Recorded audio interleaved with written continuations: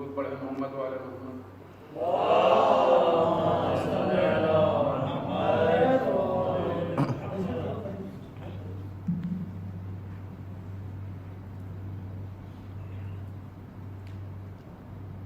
یہ کلام جناب زندگی کربلائی صاحب کا آج کی مناسبت سے ہم کو شرف ملا پڑھنے کے لیے درود پڑھیں محمد والے محمد میں.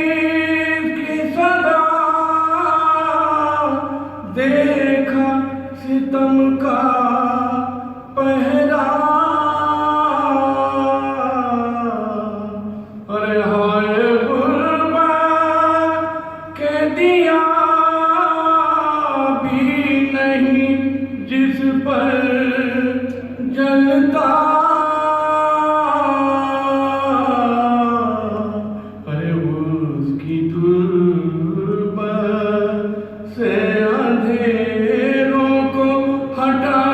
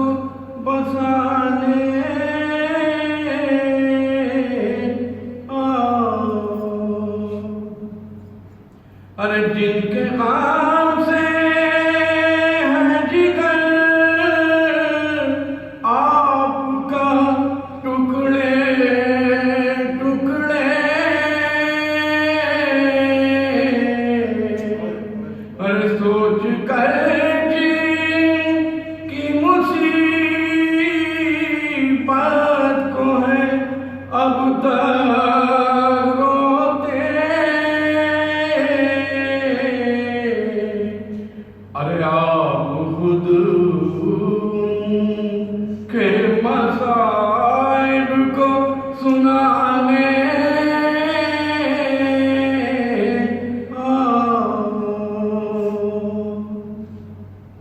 پھر سے اجڑی ہوئی جنت کو بسانے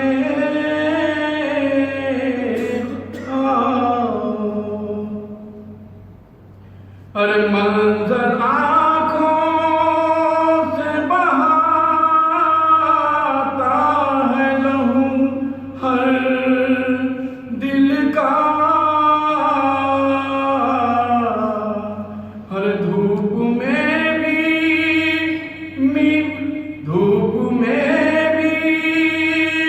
کمر قدر نہیں دیکھا جاتا ارے جلد ایک روضہ بقیہ میں بنانے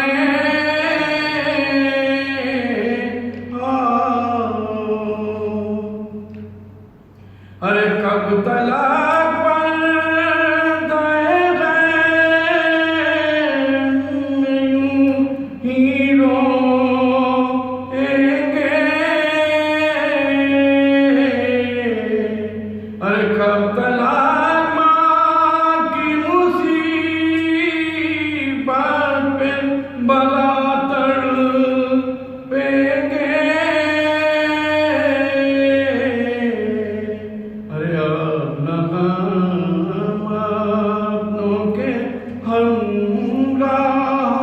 بٹانے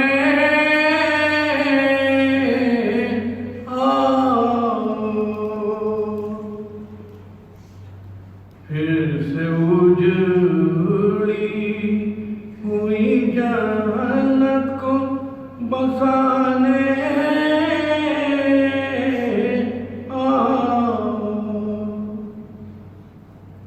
ارے ایسا ہی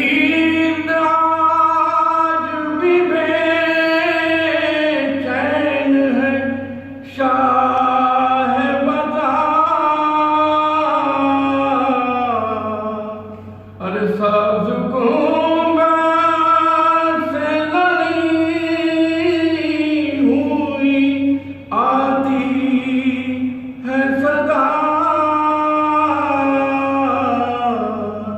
ارے فرش غم کا بقیہ میں بچھانے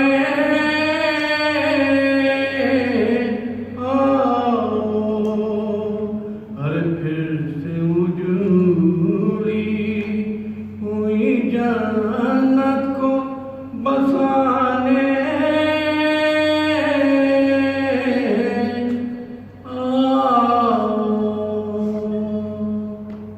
اللہ تعالی محمد وعلی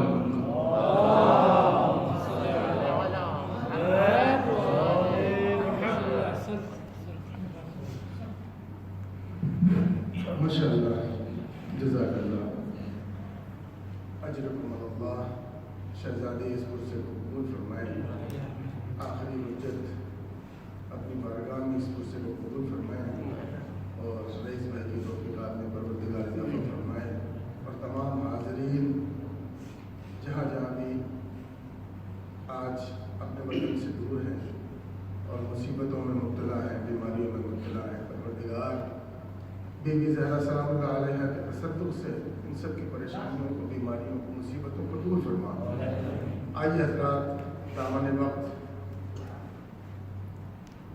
بہت تنگ ہے اور ابھی بعد میں اس کے بعد فوراً مجلس بھی ہے لہذا ہاں تھوڑا سا ڈسٹینس کو برقرار رکھیں ادھر آ جائیں تھوڑا اس طرف یہ جہاں گرین بتا دیں کہ گرین والا جہاں پر نشان لگا وہاں پہ بیٹھیں اور ان سب چیزوں کا خیال بہرحال رکھنا چاہیے کیونکہ ہمیں جو سہولتیں مل رہی ہیں اسی بنا پر مل رہی ہیں اور یہ ذکر جو ہے اہل بیت علیہ السلام کے تصدق سے ہر جگہ ہو رہا ہے ورنہ جتنی سختی ہے ناممکن سی بات ہے لیکن یہ مولا کا معجزہ ہی ہے کہ ہماری عزاداری کبھی نہیں رکی کسی بھی طرح سے ہوتی رہی ہے. ایک نعرہ صلوات پڑھیں.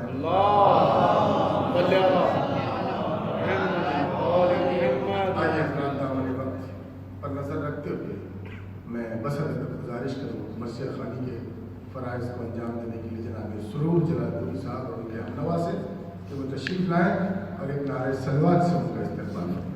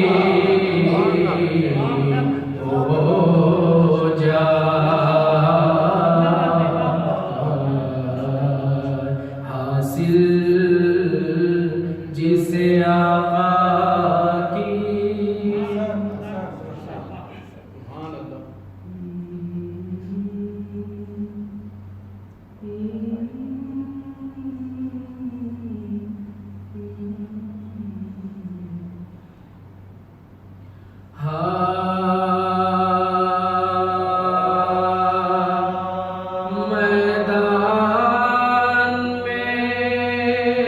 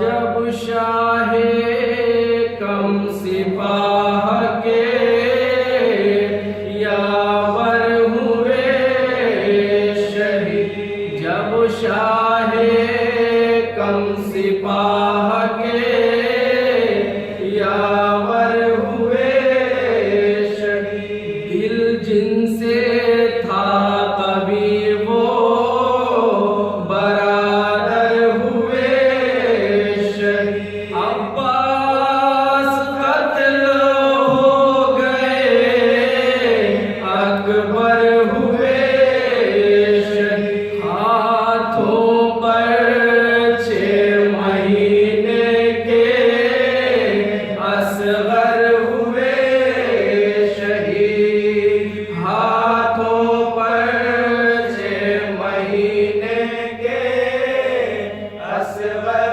ہوئے شہید، باقی رہے نہ دوست نہ غمخوار رہے گئے، تنہا حسین بے کسو بے یار رہ گئے، جب شاہ کم سپاہ کے یاور ہوئے شہید، ہائے نرغے میں فوج شام کے تھا شاہدی پناہ، چاروں طرف سے بند تھی امن و امان کی راہ، سید کا خون بہتا تھا مقتل میں بے گناہ، غش آیا گاہ کم ہوئے ہرنے پڑا،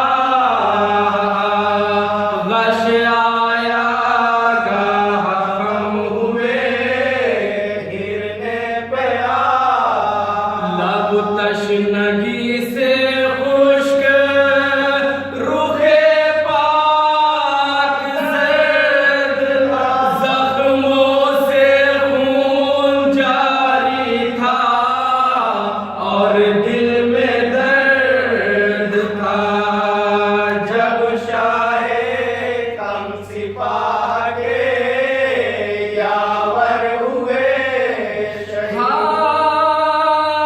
جو سنگ دل تھے دور سے پتھر لگاتے، تیروں کے وار آگے ستمگر لگاتے، سنان و تیر بداختر لگا، آ کر قریب سے کبھی خنجر لگا، آ کر قریب سے کبھی خنجر لگا، تیغوں سے چاک چاک تھا جامہ حسین، ڈوبا ہوا تھا خون میں امامہ حسین کا، جب شاہ کم سپاہ کے یاور ہوئے شہید، ہائے ناگے گرے زمین پر شہنشاہ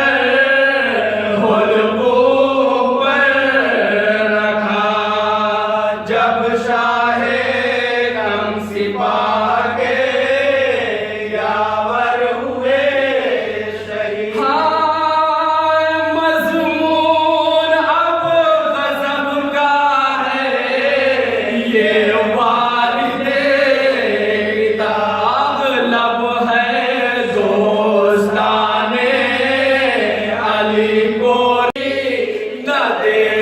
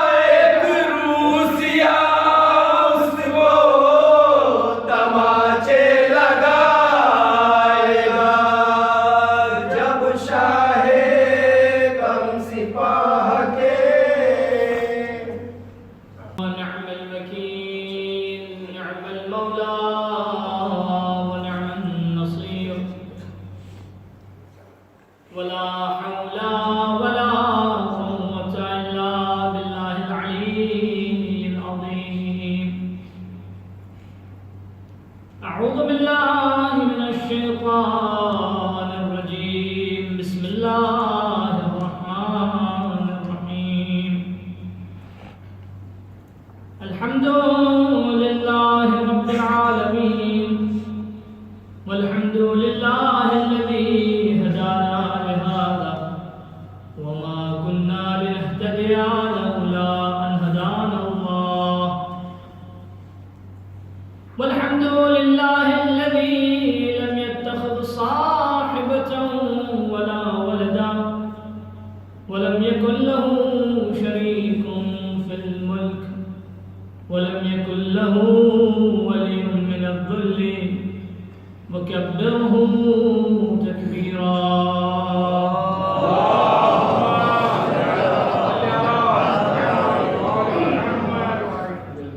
ثم الصلاة والسلام والتحية والإكرام على سيد بريته وأفضل خليقته محبوب رب المشرقين والمغربين جد الحسن والحسين مولانا ومولى الثقلين أبي القاسم المصطفى محمد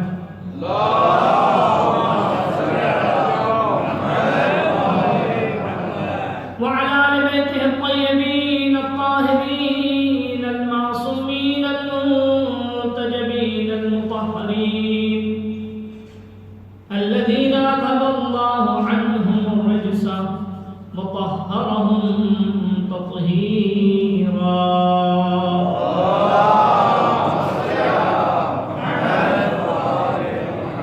لا سيما بقية الله في الأرضين وحجته على الخلائق أجمعين، واللعنة الدائمة الأبدية على أعدائهم أعداء الله أجمعين من يوم ظلمهم إلى لقاء يوم الدين. أما بعد، فقد قال الله تبارك وتعالى في كتابه الحكيم وقوله الحق وهو أصدق القائلين.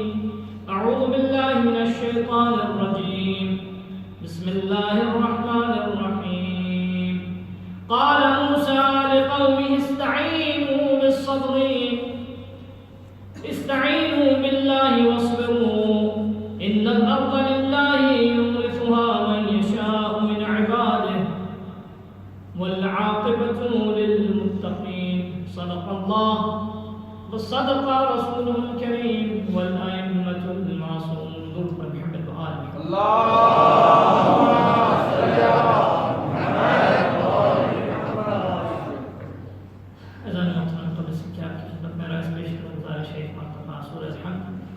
اور تین رسول اخلاص مطلب تمام علماء فقہاء شہداء راہ حق اہل بیت کی راہ میں جو بھی اس دنیا سے گیا، ان ایام میں جو بھی اہل بیت کے چاہنے والے اس دنیا سے گئے، بالخصوص الحاج مرحوم اکرام حسین کربلائی ابن الحاج محمد مسلم اور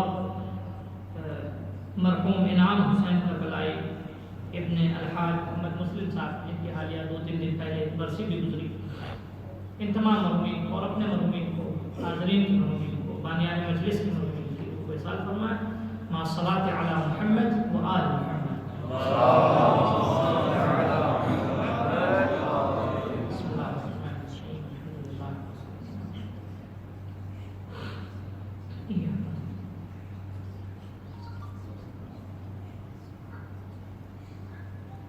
بسم اللہ بسم اللہ.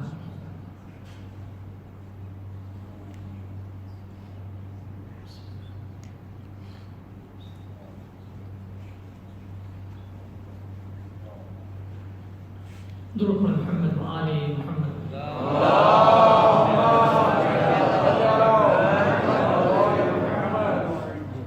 سورہ اعراف کی 128ویں آیت کہ عموماً جالس رسالہ ثواب کے لیے اسی آیت کو، اور عنوان بھی وہی رہتا ہے، میں میں بھی آپ کی خدمت میں پیش کروں گا۔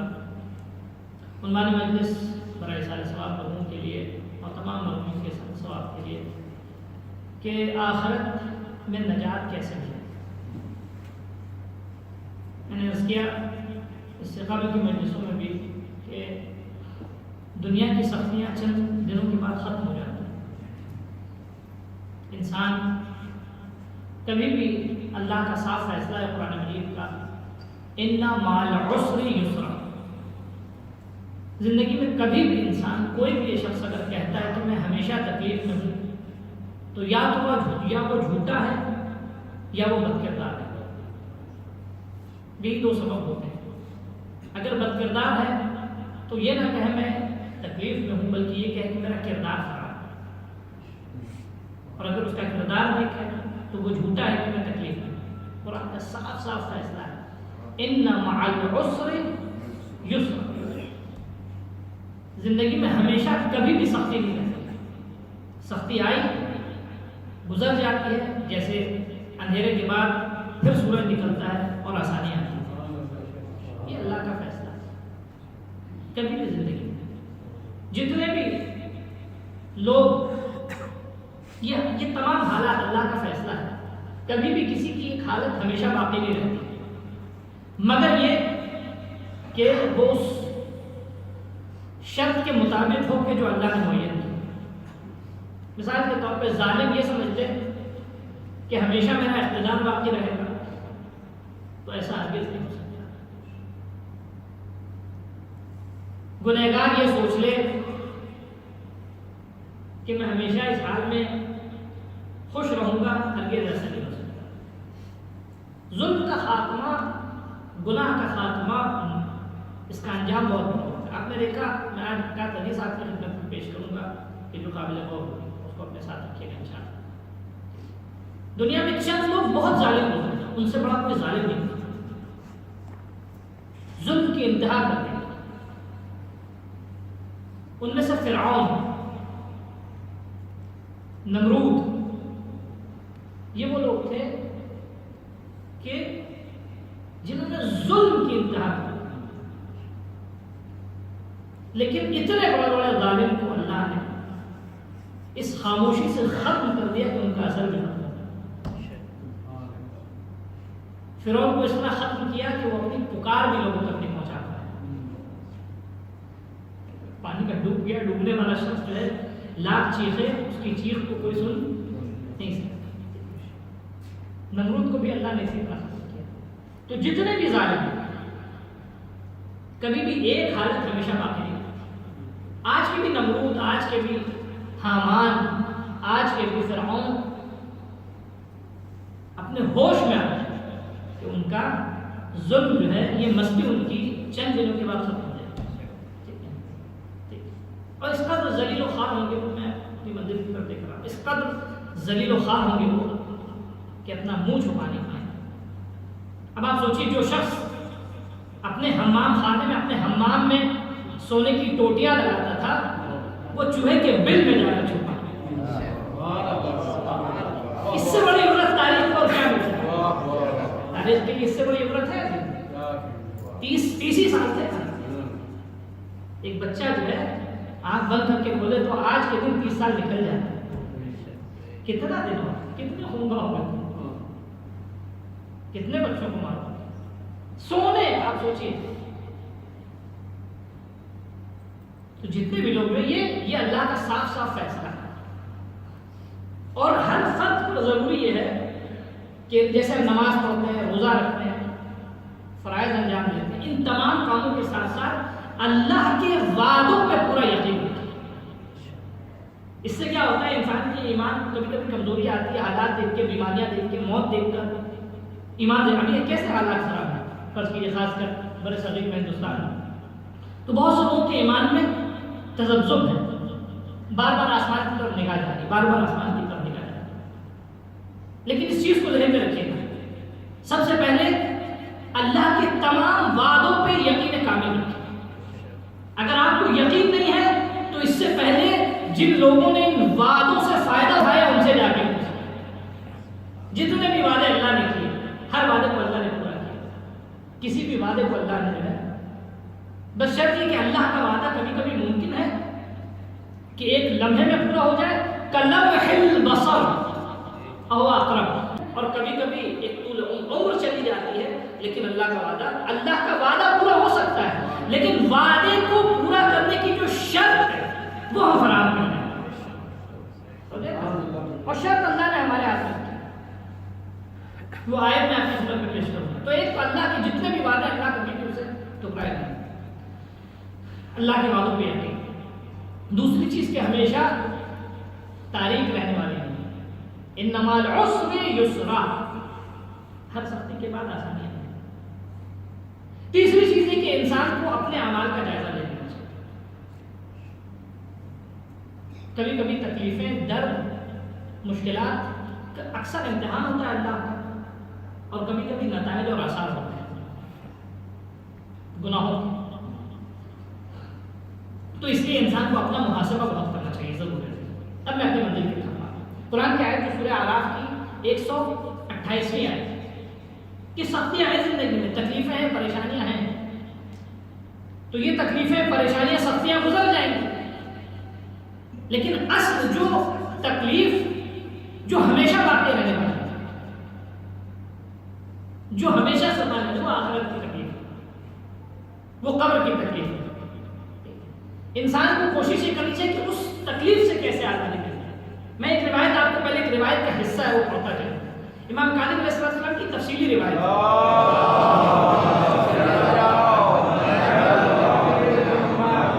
راوی نے امام سے سوال کیا، تو تفصیلی روایت ہے جس کا کچھ حصہ میں آخر میں عرض کروں گا آپ کی خدمت میں کہ آخرت کی تکلیف کیسی ہے وہ سنیے۔ امام فرماتے ہیں کہ آپ کو ڈرا نہیں رہا ہوں بلکہ اپنے لیے نصیحت دی، یہ نہ سوچیے گا کہ ڈرانے کے لیے کیا ہے، لیکن ان چیزوں کو سننا ضروری ہے۔ امام کہتے ہیں کہ 7 لوگ ایسے ہیں کہ جو سب سے پہلے جہنم میں ہیں۔ وہ 7 لوگوں نے میں عرض کروں گا بعد میں۔ اس کے بعد جن میں 2 لوگ ایسے ہیں، بلکہ 7 جہنم میں کئی ایک طبقات ہیں، کئی ایک لیئر ہیں۔ ایک لیئر کا نام ہے، ایک جہنم کے تہہ کا نام ہے سقر۔ قرآن مجید کہتے ہیں ما سلککم فی سقر، جہنم میں جو لوگ جائیں گے اہل بہشت اوپر سے ان سے پوچھیں گے کہ تم سقر میں کیوں گئے، تو پھر وہ قرآن کی آیت ہے، آپ اس آیت کو دیکھیے گا، اور ان چند سبب بتائے کہ یہ ہم یہ نہیں کرتے تھے، یہ نہیں کرتے تھے، یہ نہیں کرتے تھے، اس لیے ہم سقر میں۔ تو جتنے لوگ بھی سقر میں جائیں گے ان میں 7 لوگ سب سے پہلے سقر میں جائیں گے۔ وہ کون 7 لوگ ہیں یہ میں عرض کروں گا بعد میں، پہلے سقر ہے کیا یہ سنیے، اور پھر اس سے اندازہ ہوگا کہ دنیا کی تکلیف کتنی جلدی ختم ہو جاتی ہے، اور دنیا کی تکلیف ہیج ہے۔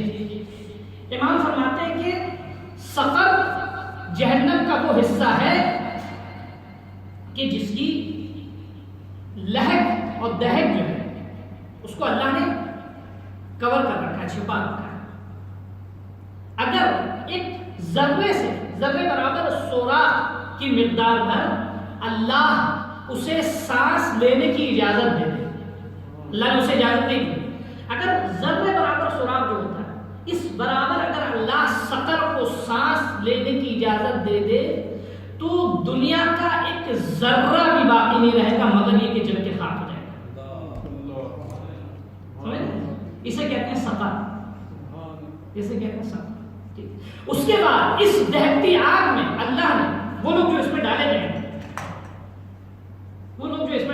اس دہتی آگ میں، ان دہتی آگ کے ساتھ ساتھ اللہ نے ایک زہریلے سانپ کو بھی، افعی کہتے ہیں اژدہا، ایک اژدہے کو اس میں رکھا ہے کہ جو مسلسل اس کی آگ اندر نہ صرف آگ کی خاصیت ہے، آگ اتنی بدبودار ہوگی، اتنی تکلیف دہ ہوگی، اتنا تعفن ہوگا اس میں کہ اس میں جو لوگ آگ سے جلیں گے اس کے ساتھ ساتھ صرف اس کا تعفن جو ہے وہ مرنے کے لیے کافی ہوگا اور اذیت کے لیے کافی ہوگا۔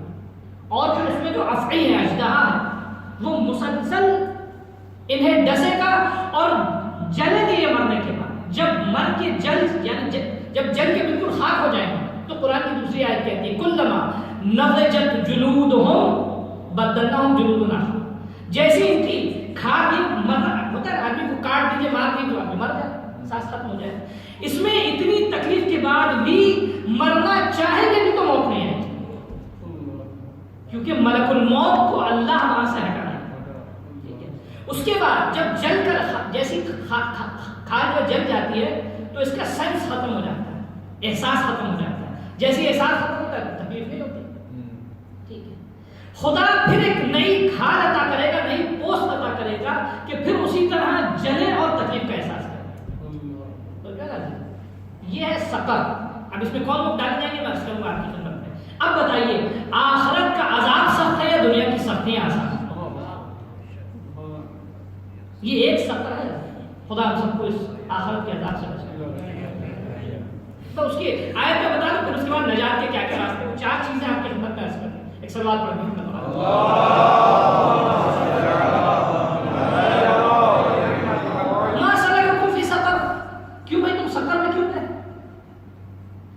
اہل بہشت تم سے پوچھیں گے، کیونکہ جنت میں جو لوگ ہیں ان کو اللہ دکھائے گا کہ دیکھو تم کہاں ہو اور کہاں سے بچے ہو. تو وہ لوگ جواب دیں گے لم نکو من المصلین. انشاءاللہ سب یہاں اہل نماز رکھتے ہیں. سقر میں کون جائے گا؟ وہ جواب دیں گے کہ لم نکو من المصلین، ہم نماز نہیں پڑھتے. جو بھی بے نمازی ہے وہ دنیا کی سختی سے نہ ڈرے، آخرت کی سقر سے ڈرے. دوسری چیز لم نکو نطعم المسکین، ہم غریبوں اور مسکینوں کا خیال نہیں رکھتے. عزیزوں پہلے عرض کرتا، میں نے 12 عرض کیا، غریبوں اور مسکینوں کے لیے پیسے سے زیادہ دل چاہیے. پیسے کی کثرت سے زیادہ دل چاہیے. آپ کو پیسہ نہ ہو کوئی مسئلہ نہیں، جس کے پاس پیسہ نہ ہو دل ہو تو وہ اگر خود نہیں دے گا تو کہیں نہ کہیں سے ضرورت مند کے لیے راستہ فراہم کرے گا.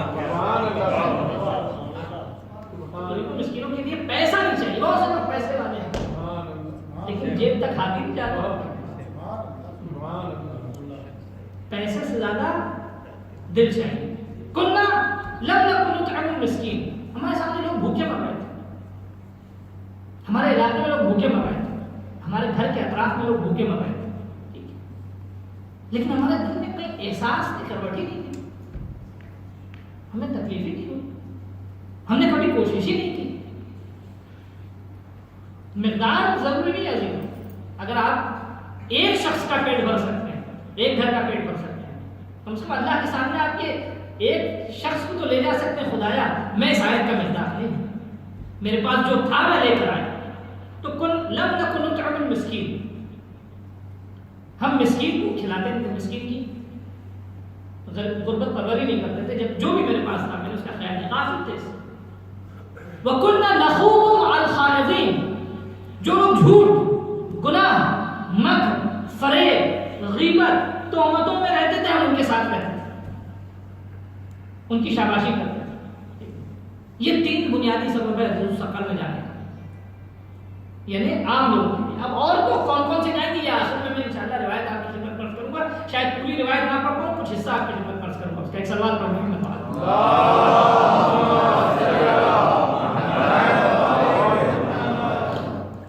آخرت کی نجات کے لیے آج میں 4 راستے آپ کی خدمت میں پیش کروں گا. سب سے پہلا راستہ اور دوسرا راستہ. سب سے پہلا راستہ یہ کہ اللہ اور اس کے رسول پہ ایمان کو صحیح کرنا. آپ نے ایک بہت سمپل سی بات ہے. قرآن کی آیت کیا ہے؟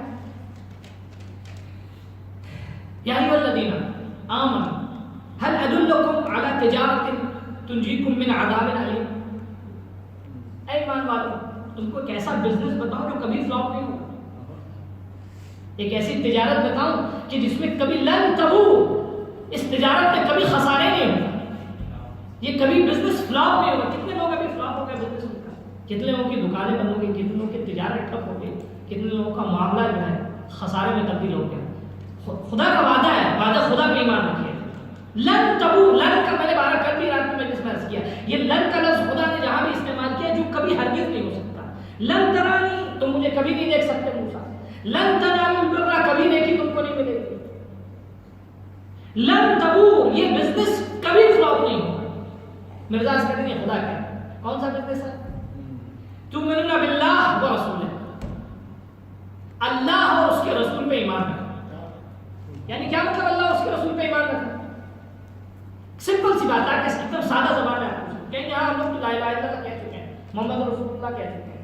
نہ عزیزوں، زبان سے نہیں، میدان عمل میں ایمان کا ہمیشہ بات کریں. یہ بہت امپورٹنٹ. کبھی زبان پہ شکوہ نہ لانا. توحید، مولا کائنات سے کسی نے پوچھا کیا ہے توحید بتائیے، تو آپ فرماتے ہیں لا تتوہمہ ولا تتہمہ. کبھی خدا کو اپنے وہم میں نہ لانا اور کبھی خدا پہ تہمت نہ لانا. تہمت نہیں لگانے کا کیا مطلب؟ خدا میری زندگی میں سختی آنی تھی، ہمیں کو پریشان ہونا تھا، ہمیں کو مشکلات، ہماری زندگی میں مشکلات تھی، ہمیں ادھر جانا تھا، ہمارے بھائی کو جانا تھا. نہ، دنیا میں کوئی بھی زندہ رہنے کے لیے نہیں آیا. یاد رکھیں، میں بہت اہم ہوتا ہے، جتنے بھی لوگ، یہ جہاں جہاں آواز جاری جو بھی سن رہا ہے، جتنے بھی لوگ ان حالات میں اس وبا کے شر سے دنیا سے جا رہے ہیں، یقیناً ان کے گھر والوں کو درد ہے، ان کے گھر والوں کو تکلیف ہے، پریشانی ہے. کسی کا باپ چلا گیا، کسی کا بھائی چلا گیا، کسی کا بیٹا چلا گیا، کسی کا چھوٹا بچہ چلا گیا، یعنی کسی کی بہن چلی گئی، کسی کی زوجہ چلی گئی. جتنے بھی لوگ گئے اس وبا کے شر سے گئے، خدا ہر ایک کو شہید کا درجہ عطا کرے گا. یہ جذبات میں نہیں کہہ رہا ہوں، یہ خدا جتنے جو بھی لوگ زلزلے میں جو لوگ جاتے ہیں وہ بھی شہید کا درجہ رکھتے ہیں. ہاں، وہ جنگ میں شہید ہونے والے شخص کا جو احکام ہے وہ اس پہ نہیں آئے گا، لیکن جتنے بھی لوگ ان طبیعی آسمانی وباؤں کے سبب جاتے ہیں، اگر دین خدا پہ ہے تو ان کو درجہ شہادت ملے گا. ٹھیک ہے، تو یہ یعنی کوئی معمولی بات نہیں ہے. ایک ایک شہید کا، میں یہ ایک اور بھی اضافہ کرتا ہوں دوسری روایت سے، ایک ایک شہید 70 نسلوں کی شفاعت کرے گا. اب بتائیے، جتنے بھی لوگ اپنے ایمان کو ضعیف نہ کریں. اللہ کے ایمان کا مطلب یہ اللہ کے بارے میں شکوہ نہ کرے کہ خدا نے میرے عزیز کو جانا تھا، میرے بھائی کو جانا تھا. میدان عمل میں، بازار میں جائے تو خدا پہ ایمان ہو، محراب میں ہو تو خدا پہ ایمان ہو، گھر میں رشتہ داروں کے ساتھ رہے تو خدا پہ ایمان ہو، معاملات میں خدا پہ ایمان ہو، گفتگو میں خدا پہ ایمان ہو، ہر لمحے میں زندگی میں خدا پہ ایمان. تؤمنون باللہ و رسولہ، اللہ اس کے رسول پہ ایمان. دوسری شرط، خالی اللہ اس کے رسول پہ ایمان کافی نہیں ہے، وہ اللہ پوری دنیا کی ایک بڑی آبادی چلی گئی جنت کے لیے دعوے دار بن جائے گی. دوسری شرط بہت اہم ہے، اس کے لیے وہ حدیث میں آپ کی خدمت عرض کروں گا اور میں جس پہ ختم ہو کے تو انشاءاللہ باتیں باتیں آئیں گا. دوسری شرط ولایت اہل بیت پہ ثابت قدم کرنا. اگر ولایت اہل بیت پہ ثابت قدم نہیں ہے انسان، تو صفا و مروہ اور رکن و مقام کے درمیان کوئی اسے مار کر شہید کر دے، پھر بھی لم یشم ریحۃ الجنہ، رائحۃ الجنہ. سال بھر زندگی میں روزے رکھے، مستقل رائحۃ. وہ روایت آپ کی خدمت میں عرض کر رہا ہوں، بہت اہم روایت، شاید آپ نے کبھی نہیں سنی ہو. اب میں اس میں توضیح تشریح نہیں کروں گا روایت کی، صرف اس کے جو ارکان ہے وہ بیان کر دوں گا، تو تشریح توضیح آپ کا کام ہے، سمجھنا بھی آپ کا. ایک صلوات پڑھنا.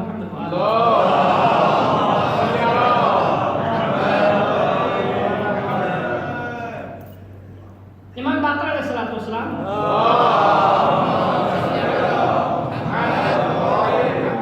صحیح روایت ہے. اس کے بعد چھٹے امام سے بھی روایت ہے، ساتویں امام سے جو روایت ہے اسحاق بن عمار سیرفی، یہ آتے ساتھ، یہ روایت تو لانی، اس کے چند حصے کو آپ کی خدمت میں عرض کروں. یہ آتے امام کی خدمت میں عرض کرتے ہیں کہ مولا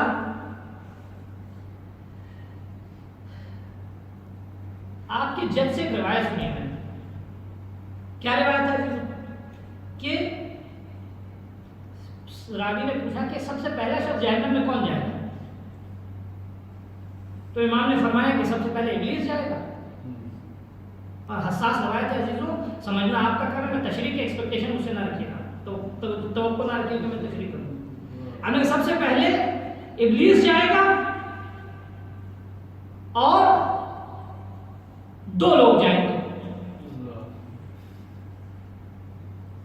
تو اب راوی جو ہے وہ کیا ہمارا جیسا مزاج رکھتا تھا،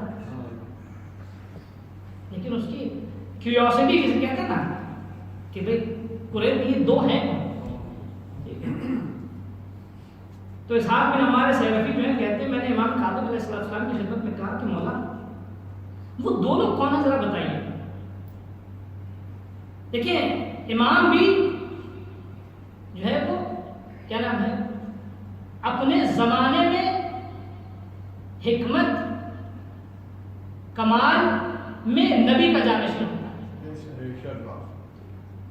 کوئی بھی بات امام ایسی نہیں کریں گے کہ جس سے کل تاریخ اس سے سوء استفادہ کر سکے. ہاں لیکن جتنے بھی عقل مند ہوں گے وہ سمجھ جائیں گے. آپ کوئی بھی بات کہیے یہاں کسی کے سامنے, اگر آپ صاحب شعور صاحب عقل ہیں ٹھیک ہے, تو آپ کا خطاب وہی سمجھے گا جو عقل رکھتا ہے. امام نے یہ خطاب عقل مندوں کے لیے کیا, جس کے پاس عقل ہوگی وہ سمجھ جائے گا. تو مولا یہ بتائیے کہ وہ دو لوگ کون ہیں؟ میں نے تو بہت کچھ سنا ان دونوں کے بارے میں, میں چاہتا ہوں آپ بھی بتائیے. تو امام نے مستقل کنارے سے بات کی, کہا کہ پہلے کی مثال جو ہے وہ بنی اسرائیل کے گوسالے کی ہے اور دوسرے کی مثال سامری کی. سامری نے گوسالے کے ذریعے تو لوگوں کو گمراہ کیا تھا, گوسالے میں آواز جان دی تھی, وہ بول رہا تھا, وہ بنی اسرائیل گمراہ ہو گیا. جناب اسحاق بن عمار سیرفی کہتے ہیں کہ مولا تھوڑی اور وضاحت کر دیں. فرماتے ہیں کہ امام فرماتے ہیں قسم خدا کی ان دو لوگوں نے کچھ لوگوں کو مسیحی بنایا, کچھ لوگوں کو یہودی بنایا, کچھ لوگوں کو مجوسی بنایا. عمار اسحاق کہتے ہیں, اسحاق بن عمار کہتے ہیں مولا تھوڑی اور وضاحت کر دیں. تو جو چاہتا اب سنیے امام نے جو وضاحت کی یہ بہت امپورٹنٹ ہے. اس کے بعد اب شاید ضرورت نہیں تھی کچھ اور پوچھنے کی. امام فرماتے ہیں کہ تین لوگ ایسے ہیں,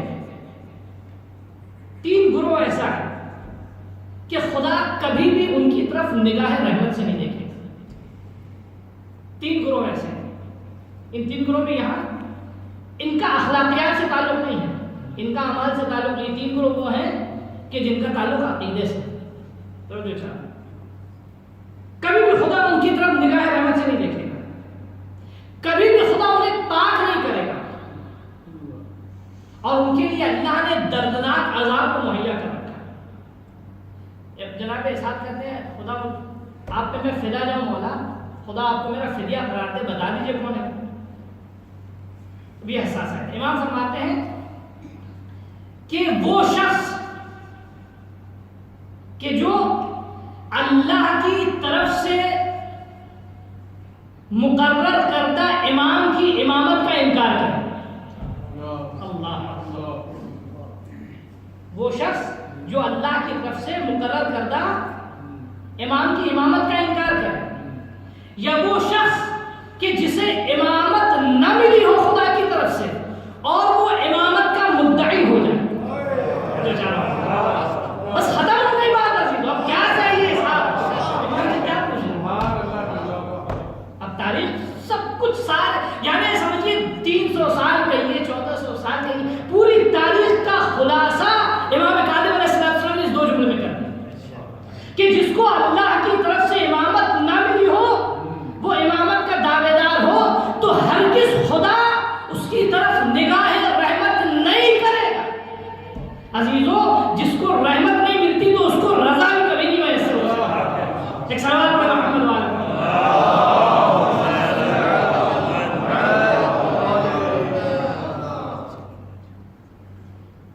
تیسرا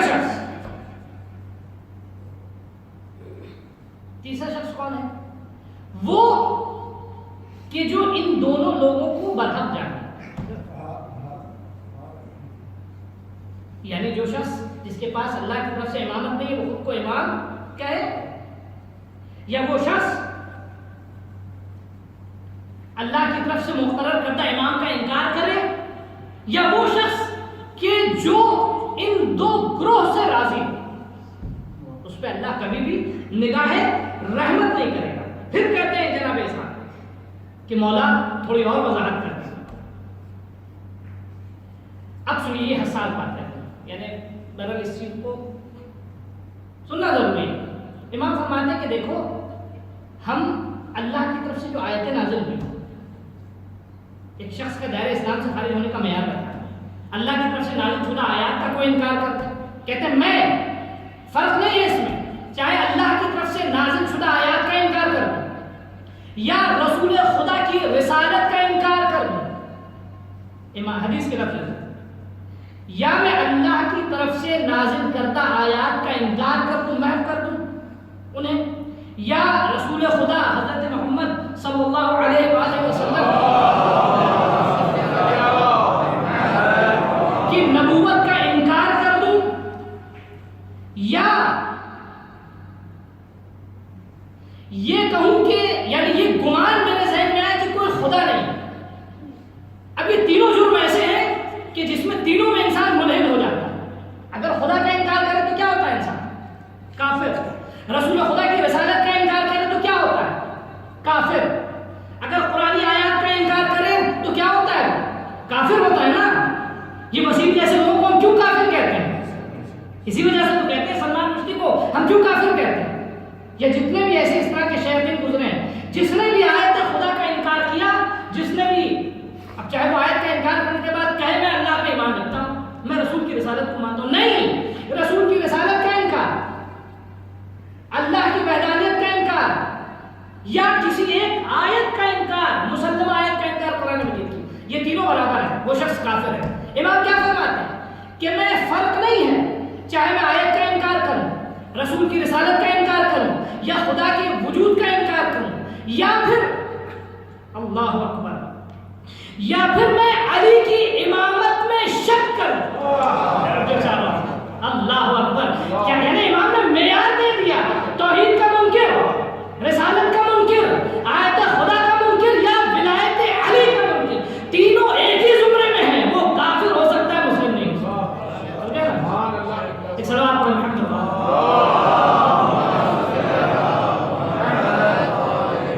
اب نہیں سمجھ، اب شاید کسی چیز کی ضرورت ہی نہیں.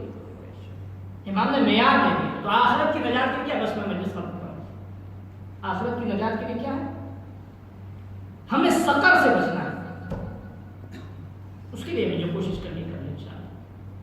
اور وہ 3 آیت قرآن کی آیت کو پڑھیے گا، جائیے گا گوگل میں سرچ کیجیے گا کہ قرآن میں سقر کا لفظ کہاں، کون کون سے لوگ سقر میں جائیں گے. اللہ ہمیں شر سے محفوظ رکھے انشاءاللہ. اذان ہوتا ہوں بس چند جملے مسائل کے. جمعہ کا دن ہے.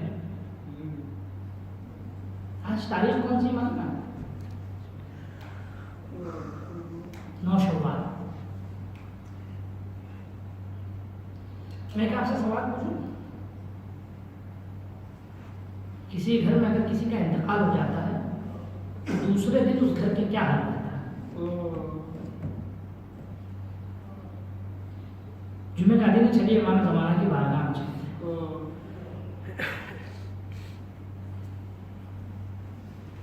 آنکھوں کو بند کیجیے، اپنے آپ کو امام کے حضور میں لے کے چلیے.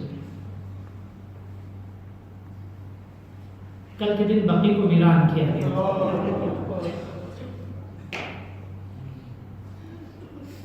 بعد میں امام زمانہ میں چلتے کہتے ہیں مولا معافی چاہیں کہ ہم آپ کی خدمت میں تعزیت پیش کرتے ہیں.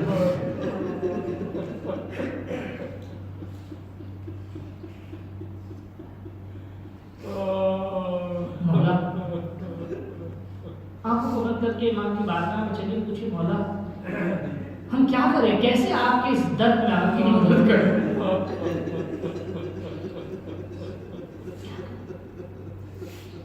مولا ہمیں تو آپ کے جد علی مرتضیٰ کا ایک جملہ یاد آتا ہے کہ آنسو بید جزا واصبر علی ہاتھ وفی العین قضا وفی الحلق شجا. مولا جب آپ کے جد علی مرتضیٰ کی مصیبتیں آئی نا تو انہوں نے جملہ کہا کیا میں کٹے ہاتھوں سے حملہ کروں یا میں صبر کروں جبکہ میری آنکھوں میں خار ہے اور میرے گلے میں ہڈی ہے. میں فاطمہ پہ ستم دیکھ رہا ہوں.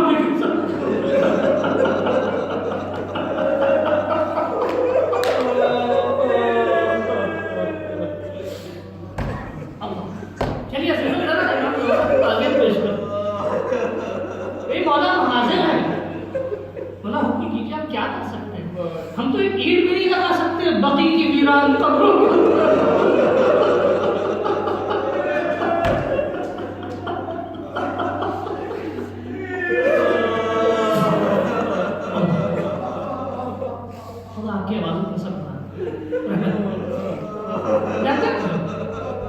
تھوڑا سا دل کو اپنے لے کے چلیے. میں تو نہیں سمجھتا اگر آنکھوں کو بند کر کے اپنے سامنے اگر ولی نعمت کو تصور بھی کروں تو مجھے خون سے لال سرخ آنکھیں نظر آئیں گی کہ جو کل سے مستقل گریا کر رہے ہیں.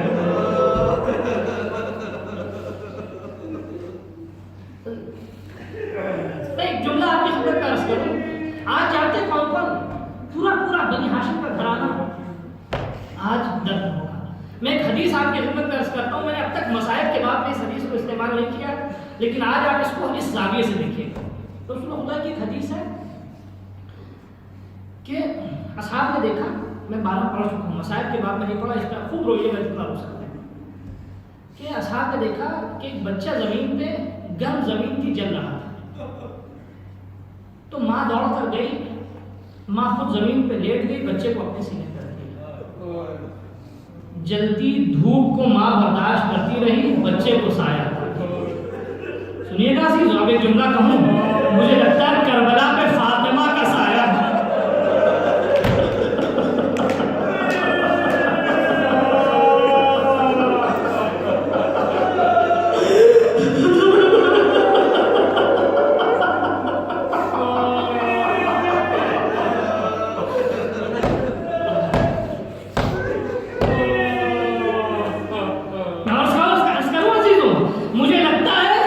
نجم کا ماں نہیں تھی, لیکن جس طرح زندگی میں شہزادی نے لمحہ بھر بھی علی کی نصرت سے گریز نہ کیا, آج بھی شہزادی کا سایہ ہے علی کے روضے پر. اے علی میں آپ کے روضے کو منہدم نہیں ہونے دوں. سنو گے عزیزوں, مجھے لگتا ہے امام رضا کے روضے پہ فاطمہ کا سایہ ہے. اے بیٹا رضا میں تمہارے روضے کو منہدم نہیں ہونے دوں. مجھے لگتا ہے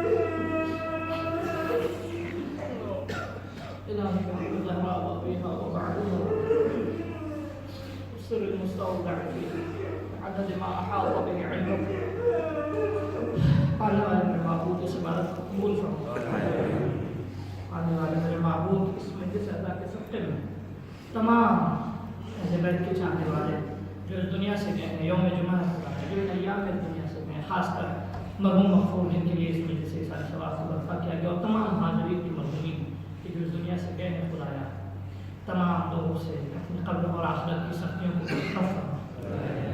خدایا تمام مرحومین کی درجات کو بلند فرما. خدایا دنیا کو اس وبا کے شر سے پاک عطا فرما۔ خدایا ہم گنہگار ہیں، ہم تیری بارگاہ میں گڑ گڑا رہے ہیں، ہمارے پاس یہ آنسو ہے، یہ مجلس ہے، یہ ذکر اہل بیت ہے، خدایا ان کا واسطہ دے ہیں، اس بیماری کے شر کو ہم سے دور فرما، ہم اہل بیت کے چاہنے والوں کو محفوظ رکھ۔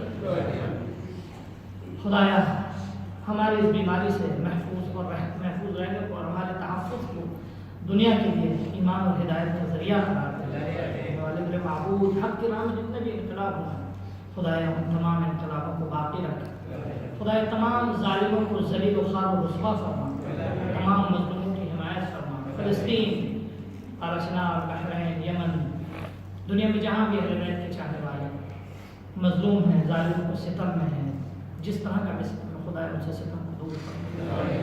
خدایا علماء حقہ کو طول عمر، صحت و سلامتی، عافیت عطا فرما۔ انقلاب جمہوریہ اسلامی ایران، عراق کے عراق میں جتنے بھی انقلاب ہوں خدایا ان کو امام زمانہ کے انقلاب سے متصل فرما، امام کے ظہور میں تعجیل فرما، ہمیں ہماری نسلوں کو امام کا عاشق ناصر مددگار بنا۔ ربنا تقبل منا انك انت السميع العليم وتب علينا انك انت التواب الرحيم۔ گزارش ہے مرتبہ سورہ الحمد، 3 مرتبہ سورہ اخلاص کو تمام علماء، فقہاء، شہداء رائے حق، اپنے مرحومین، حاضرین مجلس کے مرحومین، بانیان مجلس کے مرحومین، بالخصوص جناب مرحوم اکرام حسین، الحاج اکرام حسین کربلائی ابن الحاج محمد مسلم صاحب، اور مرحوم انعام حسین کربلائی ابن الحاج محمد مسلم صاحب کی روح، اور تمام مرحومین اور